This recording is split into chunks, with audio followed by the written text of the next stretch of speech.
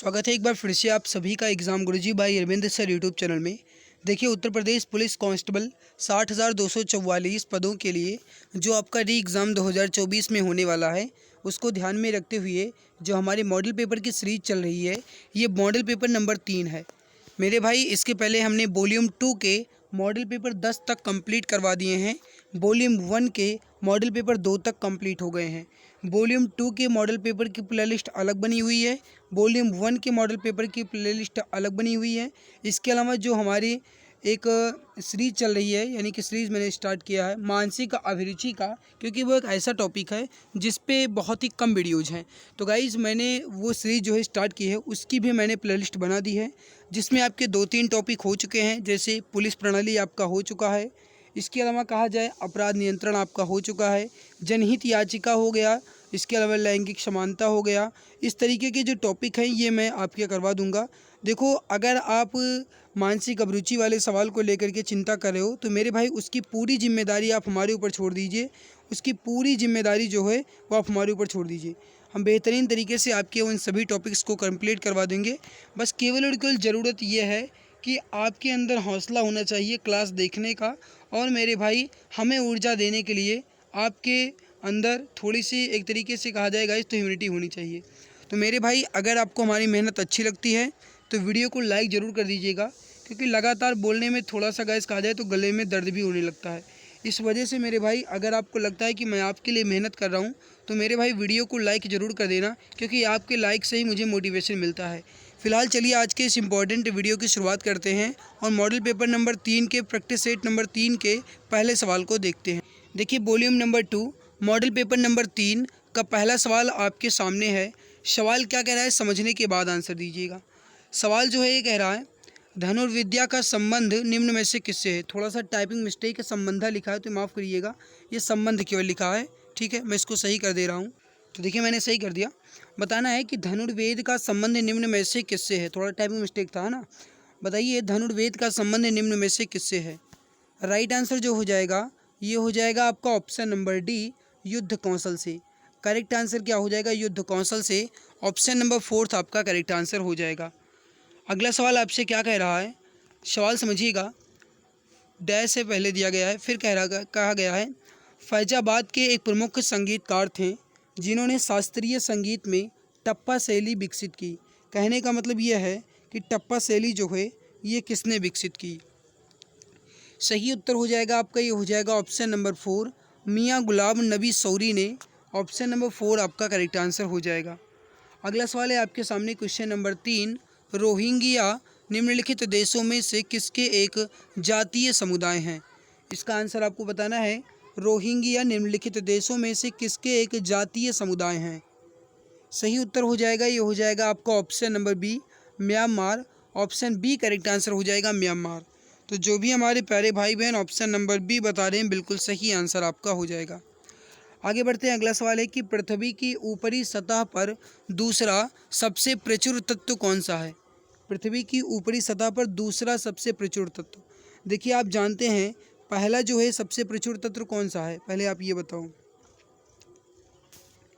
देखिए, आप समझिएगा, दूसरा जो है पृथ्वी की सतह पर दूसरा जो प्रचुर तत्व है ये आपका सिलिकॉन है, और पहला कौन सा है वो आप हमें बताएंगे। यहाँ पे राइट होगा आपका ऑप्शन नंबर 3।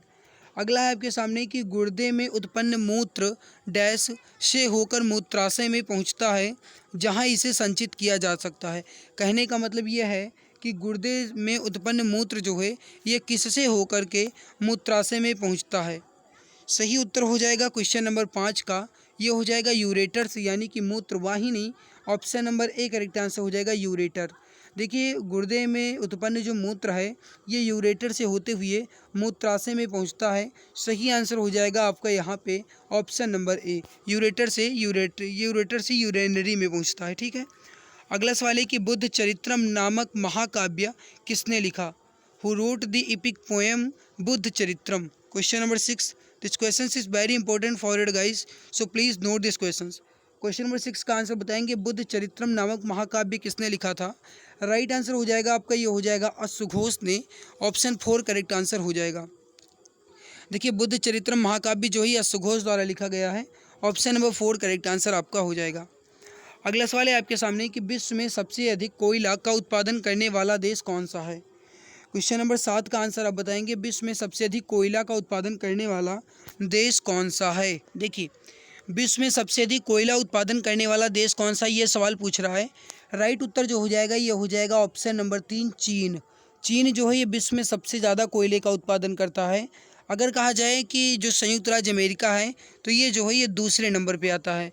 मेरे भाई, विश्व में कोयले के उत्पादन में चीन जो है ये नंबर 1 पे आता है और जो संयुक्त राज्य अमेरिका है ये दूसरे नंबर पे आता है। आगे बढ़ते हैं, अगला सवाल देखते हैं। अगला सवाल आपके सामने है। सवाल क्या कह रहा है कि भारत के किस जलप्रपात को लोकप्रिय रूप से नियाग्रा जलप्रपात के तौर पर जाना जाता है। कहने का मतलब ये है कि नियाग्रा जलप्रपात को और किस नाम से जानते हैं, तो ये हो जाएगा आपका चित्रकूट जलप्रपात। करेक्ट आंसर हो जाएगा आपका ऑप्शन नंबर 2, चित्रकूट जलप्रपात। अगला सवाल आपके सामने है। सवाल क्या कह रहा है कि कैदियों की समस्याओं और जेल की सुरक्षा को देखते हुए उत्तर प्रदेश की किस जेल में पहले स्वास्थ्य एटीएम शुरुआत की गई। सवाल एक बार मेरे भाई सवाल समझने के बाद आंसर दीजिएगा। दूसरी बात, आपसे सवाल ऐसे भी पूछा जा सकता है कि किस राज्य की सरकार ने जेलों का नाम बदल करके सुधार गृह कर दिया है।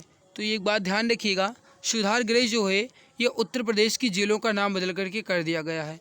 और जो अलीगढ़ जेल है, अलीगढ़ जेल, यहाँ पे कैदियों की सुरक्षा यानी कैदियों की समस्या और जेल की सुरक्षा को देखते हुए स्वास्थ्य एटीएम की शुरुआत की गई, जो कि पहली जेल है। राइट उत्तर हो जाएगा आपका option number B, Aligarh jail. Next सवाल है, अमीनो अम्ल को अक्सर डैश के निर्माण खंड के रूप में जाना जाता है। कहने का मतलब है कि अमीनो अम्ल को किसके खंड के रूप में जाना जाता है। सही उत्तर हो जाएगा आपका यहाँ पे, समझिएगा, अमीनो अम्ल को अक्सर किसके निर्माण खंड के रूप में जाना जाता है। सही उत्तर हो जाएगा आपका option number 4, protein. Correct answer जो हो जाएगा आपका ये हो जाएगा प्रोटीन। आगे बढ़ते हैं, अगला सवाल देखते हैं। भारतीय संविधान के किस अनुच्छेद में वित्तीय आपातकाल से संबंधित प्रावधान दिए गए हैं। कहने का मतलब है कि वित्तीय आपातकाल जो है ये भारतीय संविधान के किस अनुच्छेद में है। इसका आंसर आप बताएंगे। सही आंसर यहाँ पे क्या हो जाएगा। क्वेश्चन जो है ये काफ़ी ज़्यादा इम्पोर्टेंट है मेरे प्यारे भाई, फटाफट आंसर दीजिए। सही आंसर यहाँ पे आपका क्या हो जाएगा। देखिए, सही आंसर जो हो जाएगा वित्तीय आपातकाल, ये हो जाएगा आपका ऑप्शन नंबर 3, अनुच्छेद 360। मेरे प्यारे भाई, अगर सवाल ये पूछा जाए कि अब तक भारत में कुल कितनी बार वित्तीय आपातकाल लगा है, तो आप क्या कहेंगे, एक बार भी नहीं। वित्तीय आपातकाल एक बार भी नहीं लगा है। जबकि ऑप्शन ए में जो दिया गया है आर्टिकल 148, ये जो है ये भारत के नियंत्रक एवं महालेखा परीक्षक के बारे में बताता है। आर्टिकल नंबर 72 जो है ये बताता है कि राष्ट्रपति जो है ये क्षमा कर सकता है। कहने का मतलब है जो राष्ट्रपति के क्षमादान की शक्तियाँ दी गई हैं ये आर्टिकल 72 में दी गई हैं। जबकि मेरे प्यारे भाई जो आर्टिकल नंबर 143 है ये बताता है कि देश का राष्ट्रपति सार्वजनिक महत्व के मामलों या फिर संविधान के उपयुक्त कुछ कानून पर सर्वोच्च न्यायालय की राय या फिर सलाह ले सकता है। तो ये 143 में बताया गया है। अगला सवाल है आपके सामने, हैकिंग का कौन सा चरण किसी नेटवर्क या सिस्टम पर वास्तविक हमला करता है। हैकिंग का कौन सा चरण किसी नेटवर्क या सिस्टम पर वास्तविक हमला करता है। राइट हो जाएगा आपका, ये हो जाएगा डी आंसर, एक्सेस प्राप्त करना। ऑप्शन डी करेक्ट आंसर आपका हो जाएगा। अगला है कि सुप्रसिद्ध ठुमरी गायिका गिरजा देवी का संबंध किस घराने से है। देखिए, सुप्रसिद्ध ठुमरी गायिका जो गिरजा देवी हैं इनका संबंध किस घराने से है, इसका आंसर आप बताएंगे। सही आंसर यहाँ पे क्या हो जाएगा मेरे प्यारे भाई। सही आंसर जो हो जाएगा ये हो जाएगा फर्स्ट ऑप्शन, बनारस घराना। देखिए, गिरजा देवी जो हैं ये बनारस घराने से संबंधित एक शास्त्रीय गायिका हैं मेरे भाई। राइट आंसर जो हो जाएगा आपका ये हो जाएगा फर्स्ट ऑप्शन। अगर आपसे सवाल ये पूछा जाए कि, चलिए आगे बढ़ते हैं क्योंकि वो सवाल जो मैं बताने वाला था वो आपके लिए बहुत ज़्यादा इंपॉर्टेंट नहीं है। क्वेश्चन नंबर 14 है शायद, हाँ क्वेश्चन नंबर 14 क्या कह रहा है, निम्नलिखित में से किसे associated chambers of commerce and industry of India का नया अध्यक्ष चुना गया है। कहने का मतलब है मेरे भाई कि इसमें से associated chambers of commerce and industry of India का नया अध्यक्ष जो है किसे चुना गया। बताइए राइट आंसर यहाँ पे क्या हो जाएगा। क्वेश्चन काफ़ी ज़्यादा इंपॉर्टेंट है आपके सामने, बताइए सही आंसर यहाँ पे क्या हो जाएगा? सही आंसर जो हो जाएगा यहाँ पे ये हो जाएगा संजय नायर। मेरे भाई समझने की कोशिश कीजिएगा, 2024-25 के लिए जो उद्योग मंडल एसोचैम के अध्यक्ष हैं ये संजय नायर बने हैं और इन्होंने अजय सिंह का पद लिया है, ये बात भी आप ध्यान रखिएगा। अगला सवाल है कि हमारे भोजन में स्टार्च और चीनी किसके रूप में होते हैं? बताइए सही आंसर यहाँ पे क्या हो जाएगा? हमारे भोजन में स्टार्च और चीनी किस रूप में होते हैं? राइट उत्तर हो जाएगा डी आंसर, कार्बोहाइड्रेट के रूप में। ऑप्शन डी करेक्ट आंसर आपका हो जाएगा। अगला सवाल है कि प्रदेश से लोकसभा हेतु नवनिर्वाचित सांसदों की संख्या कितनी है? अब देखिए मैं एक बात आपको बता दूं, यहाँ पे जो नवनिर्वाचित सांसद हैं ये कितने चुने गए हैं गाइस, चाहे नवनिर्वाचित पूछा जाए या निर्वाचित पूछा जाए, क्योंकि सांसद जो हैं ये 80 के 80 ही रहेंगे। उत्तर प्रदेश में जो लोकसभा सीटें हैं ये कितनी हैं? 80 लोकसभा सीटें हैं। तो यहाँ पे राइट आंसर क्या हो जाएगा आपका? ये हो जाएगा ऑप्शन नंबर सेकेंड 80। एक बात आप ध्यान रखिएगा कि जिस राज्य की जनसंख्या ज़्यादा होगी वहाँ पे लोकसभा सीटें भी ज़्यादा होंगी, ये बात आप ध्यान रखिएगा। राइट हो जाएगा आपका ऑप्शन नंबर बी 80। अगला सवाल है कि जीएसटी के तहत निम्नलिखित में से कौन सी कर दर लागू नहीं होती? बताना है कि जीएसटी के तहत कौन सी कर दर लागू नहीं होती, मतलब आपको ये बताना है कि जीएसटी की जो दरें हैं ये कौन कौन सी हैं। बताइए सही आंसर यहाँ पे क्या हो जाएगा?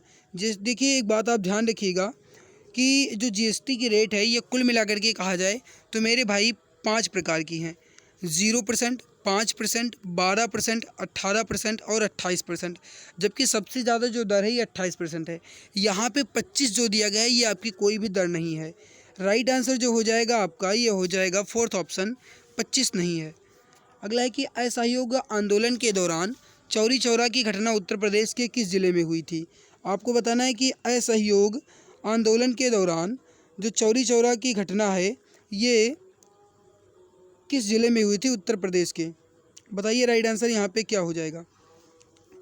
देखिए याद रखिएगा, अगर आपसे ये कहा जाए कि असहयोग आंदोलन जो है ये कब हुआ, तो मेरे भाई असहयोग आंदोलन जो है ये 1 अगस्त 1920 को हुआ था। असहयोग आंदोलन जो है ये 1 अगस्त 1920 को हुआ था और ये जो है आपका चौरी चौरा घटना जो है ये कहाँ पे हुई थी? तो ये हुए थे आपका गोरखपुर में। हमसे सवाल क्या पूछा गया है? चौरी चौरा घटना। तो चौरी चौरा घटना जो है आपका ये गोरखपुर में हुआ था। हमसे अगर ये पूछा जाए असहयोग आंदोलन कब हुआ तो आप कहेंगे 1 अगस्त 1920 को, ठीक है। और मेरे प्यारे भाई अगर आपसे ये सवाल पूछ लिया जाए कि चौरी चौरा की घटना कब हुई तो याद रखिएगा चौरी चौरा जो घटना है ये हुई थी 4 फरवरी 1922 को। तो यानी असहयोग आंदोलन के 2 साल बाद चौरी चौरा घटना जो है घटी हुई थी। अगला है कि देश का पहला सरकारी मदर मिल्क बैंक भारत के किस राज्य में स्थापित किया गया? बताना है आपको कि सरकारी मदर मिल्क बैंक जो है ये किस राज्य में स्थापित किया गया। क्वेश्चन जो है काफ़ी ज़्यादा इम्पोर्टेंट है। बताइए यहाँ पे सही आंसर क्या हो जाएगा? राइट आंसर जो हो जाएगा क्वेश्चन नंबर 19 जो है आपके सामने सही आंसर हो जाएगा उत्तराखंड में। ऑप्शन नंबर 4 जो है आपका ये सही आंसर हो जाएगा उत्तराखंड में। तो मेरे प्यारे भाई सही आंसर हो जाएगा आपका ऑप्शन नंबर 4। अगला है कि लताविया की राजधानी जो है कौन सी है? आपको बताना है कि लताविया की राजधानी जो है ये कौन सी है। सही आंसर यहाँ पे क्या हो जाएगा? परफेक्ट आंसर यहाँ पे क्या हो जाएगा? सही आंसर हो जाएगा आपका ये हो जाएगा सेकंड ऑप्शन, रीगा जो है ये लताविया की राजधानी है। तो जो भी हमारे प्यारे भाई बहन बता रहे हैं रीगा, ये बिल्कुल सही आंसर आपका हो जाएगा। आगे बढ़ते हैं, अगला सवाल है। चलिए अगला सवाल देखते हैं। सवाल क्या कह रहा है कि विश्व ओजोन दिवस कब मनाया जाता है? इसका आंसर आप बताएंगे। राइट आंसर यहाँ पे क्या हो जाएगा? देखिए ओजोन दिवस जो है कब मनाया जाता है, सवाल आपसे ये पूछ रहा है और क्वेश्चन जो है काफ़ी ज़्यादा इंपॉर्टेंट भी है। बताइए राइट आंसर यहाँ पे क्या हो जाएगा? देखिए सही आंसर हो जाएगा आपका ये हो जाएगा 16 सितंबर को। ऑप्शन नंबर 3 जो है आपका ये करेक्ट आंसर हो जाएगा। ऑप्शन नंबर 3 आपका जो है बिल्कुल सही आंसर हो जाएगा। देखिए अगर सवाल ये पूछा जाए कि ओजोन दिवस जो है पहली बार कब मनाया गया था तो 1994 यानी 1994 में, ये आपका बिल्कुल सही आंसर हो जाएगा। चलिए आगे बढ़ते हैं, अगला सवाल है आपके सामने। अगला सवाल है आपके सामने कि मानवाधिकार का मैग्ना कार्टा किसे कहा जाता है? आपको ये बताना है कि मानवाधिकार का मैग्ना कार्टा जो है ये किसे कहा जाता है। देखिए मैं एक बात आपको बता दूं कि मानवाधिकार से संबंधित जो सवाल हैं ये मैं आपका करवाने वाला हूं मेरे भाई, क्योंकि मानवाधिकार से सवाल जो हैं ये बहुत पूछे जाते हैं। तो इस वजह से मानवाधिकार जो है ये मैं करवा दूंगा, आप इसकी चिंता नहीं करिएगा, ठीक है। बताइए सही आंसर यहाँ पे क्या हो जाएगा, फटाफट बताइए। मानवाधिकार का मैग्ना कार्टा किसे कहा जाता है? देखिए सही आंसर जो हो जाएगा आपका ये हो जाएगा ऑप्शन नंबर 3, मानवाधिकार का सार्वभौमिक घोषणा। देखिए मानवाधिकार की जो सार्वभौमिक घोषणा है इसे मानवाधिकार का मैग्ना कार्टा कहा जाता है। राइट आंसर जो हो जाएगा ये हो जाएगा आपका ऑप्शन नंबर 3। आगे बढ़ते हैं अगला सवाल है कि G20 का पहला शिखर सम्मेलन कहाँ आयोजित किया गया था? मेरे प्यारे भाई G20 का जो पहला शिखर सम्मेलन है ये कहाँ आयोजित किया गया था? देखिए अगर आपसे सवाल ये पूछा जाए कि G20 की स्थापना कब हुई थी, तो याद रखिएगा G20 की स्थापना जो हुई ये 26 सितंबर यानी 26 सितंबर 1999 यानी 1999। तो 26 सितंबर 1999 को ग्रुप ऑफ 7 के द्वारा जो G20 है इसकी स्थापना की गई थी, ठीक है। और मेरे प्यारे भाई G20 जो है पहली बार इसका शिखर सम्मेलन जो है ये कहाँ पे हुआ था, सवाल अगर ये पूछा जा रहा है तो राइट उत्तर हो जाएगा आपका ये हो जाएगा ऑप्शन नंबर ए USA में। ऑप्शन ए करेक्ट आंसर आपका हो जाएगा। तो याद रखिएगा USA यानी कि यूनाइटेड स्टेट ऑफ अमेरिका की वॉशिंगटन DC में 2008 में इसका पहला शिखर सम्मेलन हुआ था। अगला है कि रानी लक्ष्मीबाई बांध कहाँ अवस्थित है? मेरे प्यारे भाई रानी लक्ष्मीबाई बांध जो है ये कहाँ पे है आपको ये बताना है। क्वेश्चन जो है काफ़ी ज़्यादा इम्पोर्टेंट है, बताइए सही आंसर यहाँ पे क्या हो जाएगा। देखिए रानी लक्ष्मीबाई बांध जो है मेरे प्यारे भाई ये आपका बेतवा नदी पर है। राइट आंसर जो हो जाएगा आपका ये हो जाएगा फर्स्ट ऑप्शन। अगर सवाल ये पूछा जाए रानी लक्ष्मीबाई बांध है कहाँ पे, तो ध्यान रखिएगा उत्तर प्रदेश के ललितपुर ज़िले में ये है। निर्माण जो है इसका ये 1958 में हुआ था। ऊंचाई जो है इसकी 46 मीटर है। अगला सवाल है आपके सामने, निम्नलिखित में से किस राज्य ने शिक्षकों की नियुक्ति के लिए राज्य शिक्षा सेवा चयन आयोग गठित करने का निर्णय लिया है? इसका आंसर आप बताएंगे। निम्नलिखित में से किस राज्य ने शिक्षकों की नियुक्ति के लिए राज्य शिक्षा सेवा चयन आयोग गठित करने का निर्णय लिया है? राइट हो जाएगा आपका ये हो जाएगा उत्तर प्रदेश ने। Option number A correct answer हो जाएगा। अगला सवाल है कि अभिनव भारत समाज की स्थापना किसके द्वारा की गई थी? अभिनव भारत समाज की स्थापना जो है ये किसके द्वारा की गई थी? सही आंसर क्या हो जाएगा फटाफट बताइए। मेरे प्यारे भाई अभिनव भारत समाज की स्थापना जो है ये विनायक सावरकर के द्वारा की गई थी। ऑप्शन नंबर सेकंड आपका जो है ये करेक्ट आंसर हो जाएगा। चलिए आगे बढ़ते हैं। अगला सवाल है आपके सामने कि कोल्हापुर शहर निम्नलिखित में से किस नदी के किनारे स्थित है? कोल्हापुर शहर जो है ये किस नदी के किनारे स्थित है? बताइए सही आंसर यहाँ पे क्या हो जाएगा।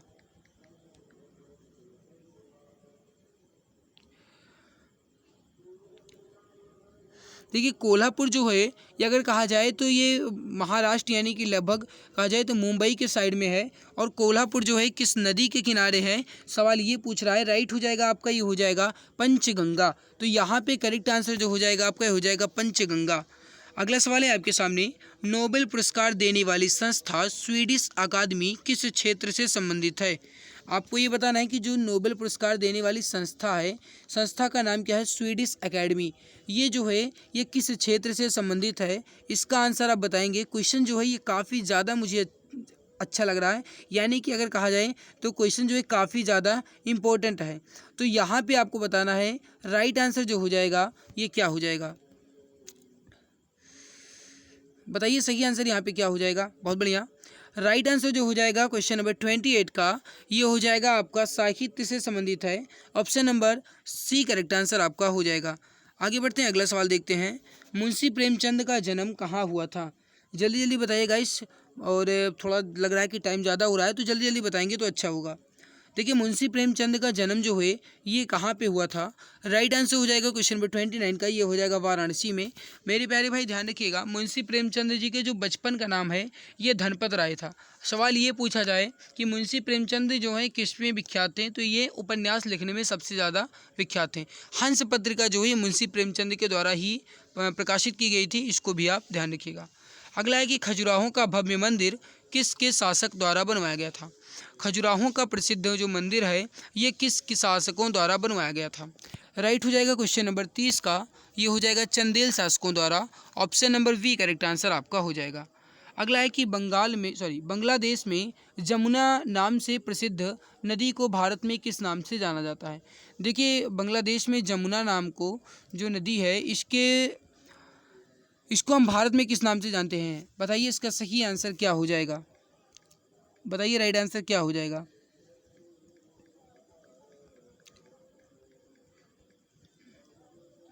राइट आंसर जो हो जाएगा आपका ये हो जाएगा यहाँ पे ऑप्शन नंबर थर्ड ब्रह्मपुत्र। सही आंसर क्या हो जाएगा, ब्रह्मपुत्र। देखिए जमुना नदी को यमुना नदी से संशय नहीं करिएगा। जमुना जो है मेरे प्यारे ये यमुना नहीं है, ठीक है, गलत मत करिए। जमुना नदी जो है बांग्लादेश की 3 मुख्य नदियों में से एक है और ये भारत से बांग्लादेश को बहने वाली ब्रह्मपुत्र नदी की मुख्य धारा भी है, ठीक है, ध्यान रखिएगा। आगे बढ़ते हैं। अगला सवाल है कि बैंकिंग विनियमन अधिनियम भारत में कब पारित किया गया था। बैंकिंग विनियमन अधिनियम भारत में कब पारित किया गया था। सही उत्तर हो जाएगा क्वेश्चन नंबर 32 का, ये हो जाएगा 1949 यानी 1949 में। सही आंसर हो जाएगा आपका, ये हो जाएगा ऑप्शन नंबर ए। अगला है आपके सामने कि रण उत्सव किस राज्य में मनाया जाता है। रण उत्सव किस राज्य में मनाया जाता है।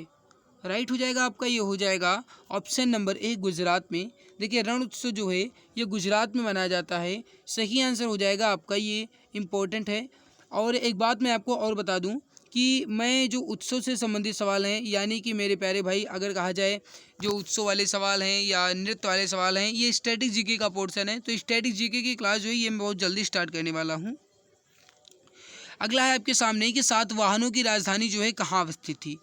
मेरे भाई इसका आंसर आप बताएंगे। राइट आंसर क्या हो जाएगा, सातवाहनों की राजधानी जो है ये कहाँ अवस्थित थी। फटाफट बताएंगे राइट आंसर क्या होगा। देखिए सातवाहनों की राजधानी जो है ये कहा जाए तो ये प्रतिष्ठान में थी और प्रतिष्ठान जो है ये आपका कहाँ पड़ता है, तो ये अमरावती में पड़ता है। तो प्रतिष्ठान अमरावती में सातवाहनों की राजधानी थी। इस बात को आप ध्यान रखिएगा, आपसे सवाल पूछा जा सकता है। चलिए आगे बढ़ते हैं। अगला सवाल है आपके सामने, केंद्रीय अन्वेषण ब्यूरो यानी कि सीबीआई यानी सेंट्रल ब्यूरो ऑफ इन्वेस्टिगेशन किस मंत्रालय के अधीन कार्य करता है। केंद्रीय अन्वेषण ब्यूरो जो है किस मंत्रालय के अधीन कार्य करता है। 35 नंबर सवाल, बताएंगे राइट आंसर यहाँ पे क्या हो जाएगा।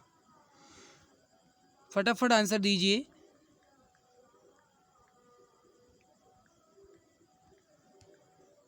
मेरे प्यारे भाई याद रखिएगा, सही आंसर जो हो जाएगा ये हो जाएगा आपका कार्मिक जन शिकायत व पेंशन मंत्रालय। राइट आंसर जो हो जाएगा आपका ये हो जाएगा कार्मिक जन शिकायत व पेंशन मंत्रालय। अगला सवाल है आपके सामने। सवाल कह रहा है कि भारत के मुख्य निर्वाचन आयुक्त की सेवानिवृत्ति की आयु कितने वर्ष है। भारत के मुख्य निर्वाचन आयुक्त के सेवानिवृत्ति की आयु कितने वर्ष है। राइट उत्तर हो जाएगा आपका, ये हो जाएगा 65। ऑप्शन बी करेक्ट आंसर हो जाएगा। अगला आपके सामने, केंद्रीय रक्षा मंत्रालय ने 6 डोरनियर 228 विमानों को खरीदने के लिए किस संस्था के साथ रक्षा समझौता किया। राइट हो जाएगा, ये हो जाएगा HAL के साथ। करेक्ट आंसर हो जाएगा आपका ऑप्शन नंबर ए। क्वेश्चन नंबर 38 आपके सामने है। सवाल कह रहा है कि फ़ोटो साझा करने के लिए सोशल नेटवर्किंग साइटों का उपयोग किस रूप में जाना जाता है। सही आंसर हो जाएगा, ये हो जाएगा फोटो आधारित सोशल नेटवर्किंग। राइट आंसर हो जाएगा आपका, ये हो जाएगा ऑप्शन नंबर सेकंड, फोटो आधारित सोशल नेटवर्किंग। अब फोटो आधारित सोशल नेटवर्किंग में क्या क्या आता है आपको, WhatsApp, Facebook, Twitter, Insta, Snapchat, ये सब आपके जो हैं ये फ़ोटो आधारित सोशल नेटवर्किंग में आते हैं। तो ध्यान रखना ऑप्शन बी जो है आपका ये करेक्ट आंसर हो जाएगा। अब आइए हम यहाँ पे हिंदी के सवालों को कंप्लीट कर लेते हैं, लेकिन उससे पहले निवेदन है कि अगर आपको हमारी ये मेहनत अच्छी लग रही है तो प्लीज़ मेरे प्यारे भाई वीडियो को अपना प्यार एवं सपोर्ट दे दीजिए, यानी वीडियो को एक बार दिल की गहराई से लाइक ज़रूर कर दीजिए और चैनल पे पहली बार आए हो तो सब्सक्राइब कर लो ताकि कोई भी न्यू क्लास आए तो नोटिफिकेशन आपको समय से मिला करे। सवाल है आपके सामने कि नाभिक का सही संधि विच्छेद क्या होगा। नाभिक का सही संधि विच्छेद क्या होगा। देखिए नाभिक का जो सही संधि विच्छेद होगा ये हो जाएगा आपका यहाँ पे नौधनिक। करेक्ट आंसर जो हो जाएगा आपका ये हो जाएगा ऑप्शन नंबर 3 नौधनिक। मेरे प्यारे भाई नाभिक जो है इसमें संधि कौन सी है, सवाल अगर आपसे ये पूछा जाए तो ध्यान रखना सवाल अगर आपसे ये पूछा जाए तो ध्यान रखना है इसमें अयादी संधि है। ऑप्शन नंबर 3 करेक्ट आंसर है आपका हो जाए। चलिए अगला है आपके सामने बसंत, पराग, चैत्र मास, ऋतु, शराब आदि को समझाने वाले शब्द कौन सा है। अब आपको ये बताना है कि बसंत, पराग, चैत्र मास, ऋतु, शराब ये सब जो हैं ये किसके अनेकार्थी शब्द हैं, ये आपको बताना है। 115 नंबर सवाल है। अब राइट आंसर जो हो जाएगा आपका ये हो जाएगा मधु। ऑप्शन नंबर 4 करेक्ट आंसर हो जाएगा। अगला आपके सामने है निम्नलिखित में से कौन सा स्वर कंठ तालव्य है। क्वेश्चन नंबर 116 निम्नलिखित में से कौन सा स्वर कंठ तालव्य है। सही उत्तर हो जाएगा ए। ऑप्शन नंबर 4 करेक्ट आंसर हो जाएगा। अगला है कि निम्नलिखित में से कौन सा वर्ण दंत्य नहीं है। देखिए तय तो आपका दंत है, ये बात आप जानते ही हो। द भी है, त थ द ध, और ला भी है। या जो है आपका ये दंत्य नहीं है। राइट हो जाएगा 4th ऑप्शन या। आगे बढ़ते हैं, अगला सवाल है इनमें से संबंध सूचक अव्यय का उदाहरण कौन सा है। इनमें से संबंध सूचक अव्यय का उदाहरण कौन सा है।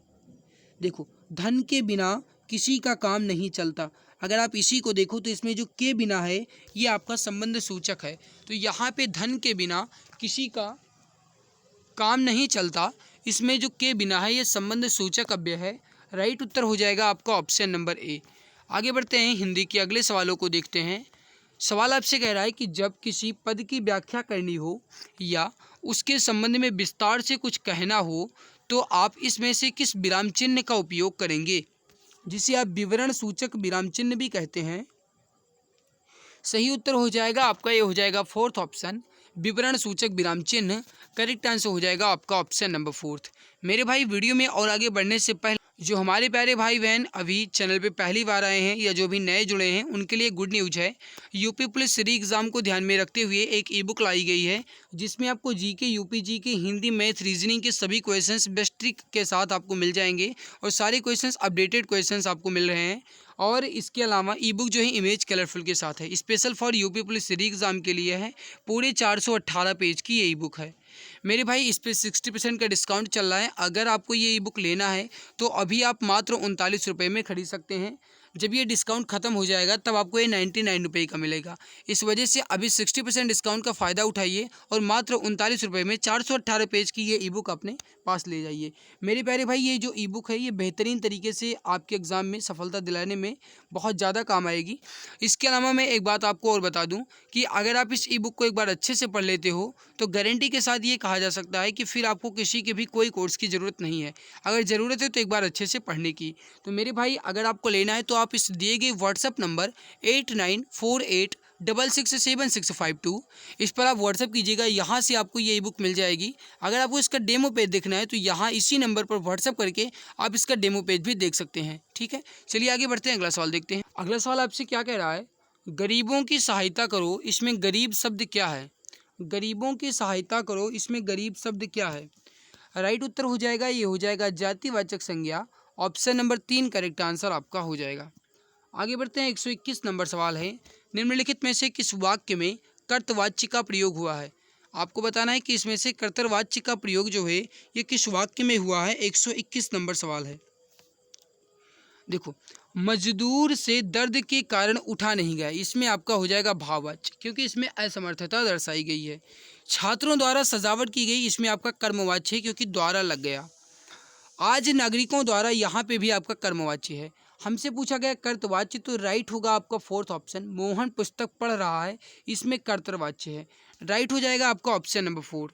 अगला है कि तन शब्द का लिंग निर्धारित कीजिए। तन जो है इसका लिंग आपको बताना है। अब आपने गाइस अगर ध्यान दिया हो तो आप क्या कहते हो कि वो अगर देखा जाए तो वो तन से बहुत लंबा चौड़ा दिख रहा है। आप यही कहते हो, ये नहीं कहते हो कि वो तन से लंबी चौड़ी है, ऐसा नहीं कहते हो ना। तन से बहुत लंबा चौड़ा है तो यहाँ पे क्या हो जाएगा आपका, ये हो जाएगा पुल्लिंग। राइट हो जाएगा आपका ऑप्शन नंबर ए। अगला देखिए, जैसा करोगे वैसा भरोगे में सर्वनाम का कौन सा भेद है। जैसा वैसा ये सर्वनाम के किस भेद के अंतर्गत आते हैं। देखो अनिश्चयवाचक कब होगा, जब कोई बात निश्चित ना हो। निश्चयवाचक कब होगा, जब कोई बात निश्चय हो। प्रश्नवाचक कब होगा, जब कहीं भी कोई क्वेश्चंस की बात हो। हमसे पूछा गया है जैसा करोगे वैसा भरोगे, इसमें संबंधवाचक हो जाएगा। राइट हो जाएगा relative pronoun. Option number 4 correct answer आपका हो जाएगा। अगला है कि निम्नलिखित में से शुद्ध वाक्य का चयन कीजिए। शुद्ध वाक्य का चयन करके आपको सही उत्तर बताना है।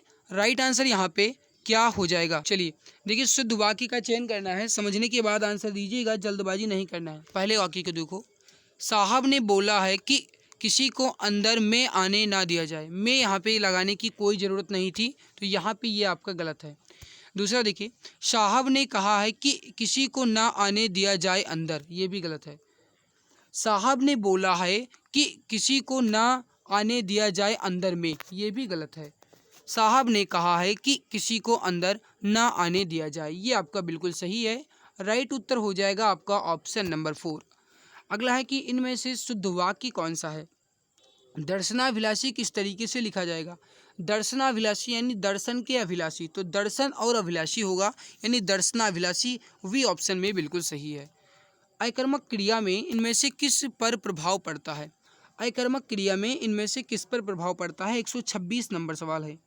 राइट उत्तर हो जाएगा आपका, ये हो जाएगा कर्ता पर, option number B correct answer आपका हो जाएगा। अगला है कि नशीला शब्द में कौन सा प्रत्यय है। देखो, अगर आप नशा में इला प्रत्यय लगा दोगे तो नशीला बन जाएगा, यानी नशीला में ईला प्रत्यय है, सेकंड ऑप्शन राइट हो जाएगा। अगला है कि अधिष्ठाता में कौन सा उपसर्ग है। अधिष्ठाता शब्द में कौन सा उपसर्ग है। अधिष्ठाता शब्द में अधि उपसर्ग है, राइट हो जाएगा आपका सेकंड ऑप्शन अधि उपसर्ग है। अब आज देखिए 129 से 133 तक गद्यांश दिए गए हैं। गद्यांश को पढ़ करके सही उत्तर का चयन करना है। मैंने आपको हर एक वीडियो में बताया है कि गद्यांश आप तभी पढ़िएगा जब गद्यांश बहुत छोटा दिया हो, और अगर आपके पास गद्यांश बहुत बड़ा आता है आपके एग्जाम में, तो आपको डायरेक्ट गद्यांश के क्वेश्चंस पे जाना है, क्वेश्चन पढ़ना है, उसके बाद गद्यांश में क्वेश्चन को ढूंढ लेना है। अगर गद्यांश छोटा है तो गद्यांश पढ़ने में ही आपके लिए सही है। मैं एक बार गद्यांश को पढ़ देता हूँ। सांसारिक जीवन को संचालित करने के लिए धन संसाधन आवश्यक है, लेकिन ऐसा कभी नहीं होना चाहिए कि केवल वही हमारे जीवन का उद्देश्य बनकर रह जाए। आवश्यकता से अधिक धन की लिप्सा का भाव हमारे भीतर अवगुणों का बीजारोपण करता है। इसके कारण हम रुग्ण हो जाते हैं। ये रोग धन का रोग है, जो अथाह धन संग्रह पर भी बढ़ता ही चला जाता है। धन की प्यास कभी बुझती नहीं, बल्कि उसमें उत्तरोत्तर वृद्धि होती चली जाती है। धन के प्रति अत्यधिक मोह प्रायः अनीति और पतन की ओर ले जाता है। ये मार्ग हमें एक भीषण दलदल की ओर घसीटता है। हमें पता भी नहीं लगता कि हम अर्थ की खोज में कब अनर्थ को गले लगा बैठे। हम अर्थ के संग्रह के लिए अनर्थ की घुड़सवारी करने लगते हैं। अथाह धन संग्रह की यात्रा यात्री में विकृतियां पैदा कर देती हैं।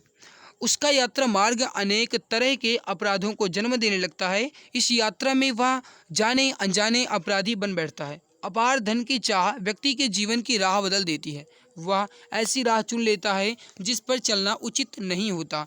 यह राह उसे गर्त में धकेलती है। धन लिप्सा का भाव त्याज्य है। यह हमें जड़वत बना देता है। ये दोषपूर्ण भाव मानसिक अवसाद भी उत्पन्न करता है। अब इसी गद्यांश पे रिलेटेड जो सवाल दिए गए हैं उसको पढ़ लेते हैं। अब आप इन्हें अभी गद्यांश पढ़ा या फिर आपने अभी गद्यांश को सुना, अब इस गद्यांश के लिए आपको उचित शीर्षक है, उचित जो टाइटल है, ये क्या लग सकता है, या फिर आप इसके लिए उचित टाइटल क्या देंगे, ये आपको बताना है। राइट क्या हो जाएगा, इच्छाओं की पूर्ति? नहीं भाई, ऐसा नहीं है। राइट हो जाएगा धन Lipsa, option third correct answer हो जाएगा धन लिप्सा। अगला देखिए, निम्नलिखित शब्दों में से लिप्सा का पर्यायवाची चुनिए। लिप्सा, लिप्सा का मतलब क्या है? धन इच्छा यानी धन लिप्सा यानी धन स्पृहा। लिप्सा, इच्छा, स्पृहा, ये सब इच्छा ही है। राइट हो जाएगा आपका, ये हो जाएगा फर्स्ट ऑप्शन। क्या हमारे अंदर अवगुणों का बीजारोपण करता है? हमारे अंदर जो अवगुणों का बीजारोपण है ये क्या करता है? अवगुणों का बीजारोपण कौन करता है? धन की चाह है ना। राइट क्या हो जाएगा, थर्ड ऑप्शन धन की चाह। गद्यांश के अनुसार अधिक धन संग्रह से मानव जीवन पर क्या प्रभाव पड़ता है? अभी अभी आपने गद्यांश को पढ़ा, इस गद्यांश के अनुसार क्या मतलब है? ये जो है मानव जीवन को अनीति और पतन की ओर ले जाता है। राइट हो जाएगा सेकंड ऑप्शन। अगला है कि अत्यधिक का सही संधि विच्छेद क्या होगा? राइट हो जाएगा अति धन अधिक। सही आंसर हो जाएगा थर्ड ऑप्शन अति धन अधिक। नेक्स्ट है, ने किस कारक का चिन्ह है? ने जो है किस कारक का चिन्ह है? देखो, कर्ता ने, यानी कर्ता जो है इसी में आपका ने कारक है। राइट हो जाएगा आपका ऑप्शन नंबर ए। अगला सवाल है, चाकू शब्द का बहुवचन क्या होगा? बताइए राइट आंसर क्या हो जाएगा? चाकू शब्द का बहुवचन क्या होगा? सही उत्तर हो जाएगा चाकू का चाकू ही होता है। नहीं, चाकू नहीं होगा, गलत मत करो। राइट होगा चाकू का चाकू ही होगा। अगला है कि इसमें से कौन सा शब्द तत्सम है? आपको बताना है कि इसमें से कौन सा शब्द तत्सम है। 136 नंबर सवाल है, क्वेश्चन काफ़ी ज़्यादा इंपॉर्टेंट है। बताइए सही आंसर यहाँ पे क्या हो जाएगा। देखिए तत्सम तद्भव जो है ये आपसे सवाल पूछा जाता है और ये आपसे पूछा जाएगा, एक ना एक सवाल आता ही है। तो मेरे प्यारे भाई मैं ये जो तत्सम तद्भव ये भी मैं करवा दूंगा, इसकी चिंता नहीं लेना है, ठीक है। देखिए यहाँ पे अगर कहा जाए तो पवन जो है आपका ये तत्सम रूप है। पवन जो है आपका ये तत्सम है मेरे भाई। पवन का तद्भव जो होता है ये हवा होता है, ध्यान रखना। पवन का तद्भव हवा होता है और जो पवन है इसका जो तद्भव है ये हवा होता है। पवन एक तत्सम है, ठीक है मेरे भाई। अगर सवाल आपसे ये पूछा जाए किसान, किसान का तद्भव होता है क्या होता है, तब आप क्या कहेंगे। किसान का जो तद्भव शब्द है ये कृषण होता है। कृषण या फिर कहा जाए किसान या फिर कृषक, ठीक है। आगे बढ़ते अगला है, नीचे दिए गए वाक्य में रिक्त स्थान को भरने के लिए सबसे उपयुक्त शब्द का चयन करें। रात को उल्लुओं के डैश डैश डैश की आवाज़ आ रही थी। रात को उल्लुओं के टरटराने की आवाज़। भाई टर्राने कहाँ होता है, टर्राने जो है ये आपके मेढक होते हैं। कूजने की आवाज़ नहीं, रेंकने की आवाज़। रेंकता जो है ये घोड़ा रेंकता है, गधा रेंकता है। ये हो जाएगा घुघुआने की आवाज़। रात को उल्लुओं के घुघुआने की आवाज़ आती है, राइट होगा फोर्थ ऑप्शन। नेक्स्ट सवाल आपके सामने, सर्वेश्वर दयाल सक्सेना को किस रचना के लिए साहित्य अकादमी पुरस्कार मिला है। बताइए राइट आंसर क्या हो जाएगा। सर्वेश्वर दयाल सक्सेना को किस रचना के लिए साहित्य अकादमी अवार्ड मिला है।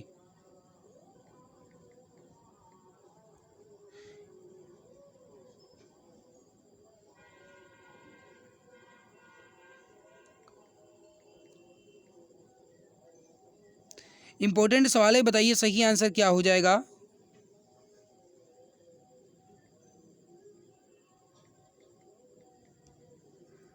देखिए समझिएगा, सर्वेश्वर दयाल सक्सेना को जो साहित्य अकादमी मिला है ये मिला है खूंटियों पर टंगे लोग के लिए। राइट आंसर जो हो जाएगा ये हो जाएगा खूंटियों पर टंगे लोग। अगर सवाल ये पूछा जाए आपसे कि इनको ये कब मिला तो 1983 यानी 1983 में। तो राइट आंसर क्या हो जाएगा 1983 में। और इसके अलावा एक बात आप और ध्यान रखिएगा कि 1983 में ही इनकी मृत्यु भी हो गई थी। यानी कि जिस वर्ष इनको साहित्य अकादमी पुरस्कार मिला खूंटियों पर टंगे लोग के लिए, उसी वर्ष यानी 1983 में ही 24 सितंबर को इनकी मृत्यु भी हो गई थी। अगला है कि मलबे का मालिक कहानी के रचनाकार कौन है। मलबे का मालिक इस कहानी के रचनाकार कौन है। राइट उत्तर जो हो जाएगा क्वेश्चन नंबर 139 है। सही उत्तर हो जाएगा Mohan Rakesh, option A correct answer हो जाएगा। इनमें से किस रचना की पृष्ठभूमि में सांप्रदायिकता की त्रासदी है। राइट आंसर क्या हो जाएगा। देखो सही आंसर हो जाएगा आपका ये हो जाएगा थर्ड ऑप्शन तमस। तमस जो है मेरे प्यारे भाई ये जो है भीष्म साहनी की रचना है। राइट हो जाएगा थर्ड ऑप्शन तमस। अगला है कि प्रेमचंद इनमें से किस पत्रिका के संपादक थे। ये सवाल जो है आपका ये यूपी पुलिस एग्जाम 17 फरवरी के प्रथम पाली में पूछा गया था, ध्यान रखना। यहाँ पे देखिए प्रेमचंद जो है ये हंस पत्रिका के संपादक हैं। राइट हो जाएगा फोर्थ ऑप्शन। हाय फूल सी कोमल बच्ची पंक्ति में कौन सा अलंकार है। देखिए यहाँ पे सी जो लग गया ये आपका एक वाचक शब्द है। वाचक शब्द जो है आपका सी, शम, शरीस ये जो है किस में लगते हैं, ये आपके उपमा अलंकार में लगते हैं। राइट हो जाएगा आपका ये हो जाएगा सेकेंड ऑप्शन उपमा अलंकार। देखिए निर्देश दिया गया है, निम्नलिखित वाक्यों में रेखांकित शब्दों के विलोम के लिए 4 विकल्प दिए गए हैं। उचित विलोम छांटकर उसे चिन्हित करें। उस कृपण व्यक्ति के चर्चे दूर दराज तक होने लगे। अब आपको यहाँ पे ये बताना है कि यहाँ पे ये कूपड़ लिखा है, नहीं भाई कूपड़ जो है ये आपका नहीं होना चाहिए। देखिए यहाँ पे ये जो कूपड़ है ये गलत है। यहाँ पे जो लिखा है ये कृपण लिखा है, ठीक है। ये थोड़ा सा मतलब टाइपिंग मिस्टेक हो गया था। तो ये जो कूपड़ है ये आपका कृपण है, ठीक है भाई। ये नीचे से है, नीचे से रा लगा है, ओके। तो देखिए जो कृपण है इसका विलोम पूछा गया है। कृपण का विलोम क्या होता है, दानी होता है। राइट होगा सेकेंड ऑप्शन। अगला है कि निम्नलिखित में से कौन सा शब्द तिमिर का पर्यायवाची है। तिमिर, तिमिर का मतलब क्या होता है बताइए। राइट हो जाएगा सेकेंड ऑप्शन अंधकार। तिमिर का जो पर्यायवाची है ये अंधकार होता है। अगला है अब तब करना मुहावरे का अर्थ क्या है। अब तब करना इस मुहावरे का अर्थ क्या है, मतलब बहाना बनाना। सही उत्तर क्या हो जाएगा बहाना बनाना। सेकंड ऑप्शन करेक्ट आंसर हो जाएगा। कि समास के दोनों पद प्रधान होते हैं और विग्रह करने के लिए योजक चिन्ह का प्रयोग किया जाता है। देखिए योजक चिन्ह का प्रयोग किया जाता है। दूसरी बात, लगभग लगभग कहा जाए तो इसमें विपरीत शब्दों का प्रयोग किया जाता है और जिसमें दोनों पद जो हैं ये प्रधान होते हैं। तो ये होता है आपका द्वंद्व समास, जैसे रात दिन, माता पिता, भाई बहन, ये सब आपका हो जाता है द्वंद्व समास। अगला है संकरी और सैकरी शब्द का सही अर्थ बताना है। संकरी और सैकरी शब्द का सही अर्थ बताना है। राइट आंसर क्या होगा? राइट उत्तर जो हो जाएगा आपका, ये हो जाएगा थर्ड ऑप्शन। संकरी और सैकरी का मतलब है, ये है आपका ऑप्शन नंबर थर्ड, बिल्कुल सही आंसर हो जाएगा। ओके, तो यहाँ पे राइट हो जाएगा आपका कीचड़ और पर। आगे बढ़ते हैं, अगला सवाल है आपके सामने। इनमें से विधेय विशेषण का उदाहरण कौन सा है? इनमें से विधेय विशेषण का उदाहरण कौन सा है? राइट उत्तर हो जाएगा आपका यहाँ पे, देखिए मेरा लड़का आलसी है, ये भी आपका विधेय विशेषण है। ये मेरा घोड़ा काला है, ये भी है। बैरागियों को यह संसार मिथ्या प्रतीत होता है, ये भी है। राइट हो जाएगा फोर्थ ऑप्शन, उपरोक्त सभी। आगे बढ़ते हैं, 149 नंबर सवाल देखते हैं। 149 नंबर सवाल है कि जिस पर हमला ना किया गया हो, इस वाक्यांश के लिए एक शब्द क्या होगा? जिस पर हमला न किया गया हो, ना यानी कि ना किया गया हो, अनाक्रांत होगा। राइट हो जाएगा आपका, ये हो जाएगा फर्स्ट ऑप्शन। 150 नंबर सवाल है, अद्भुत रस का स्थायी भाव क्या है? अद्भुत रस का स्थायी भाव क्या है? राइट हो जाएगा विस्मय। ऑप्शन नंबर थर्ड आपका करेक्ट आंसर हो जाएगा विस्मय।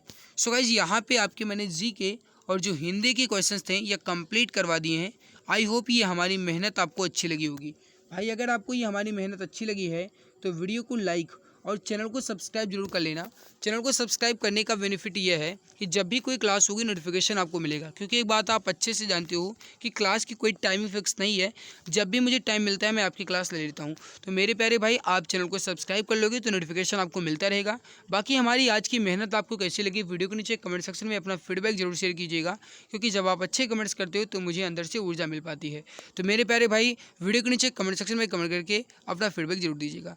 आज की इसी बेहतरीन लाजवाब वीडियो में सिंध ही मिलते हैं इसके बाद एक नई खास क्लास में। तब तक के लिए खुश रहिए, मुस्कुराते रहिए, जी जान शिद्दत के साथ पढ़ाई करते रहिए। जय हिंद, जय भारत, वंदे मातरम।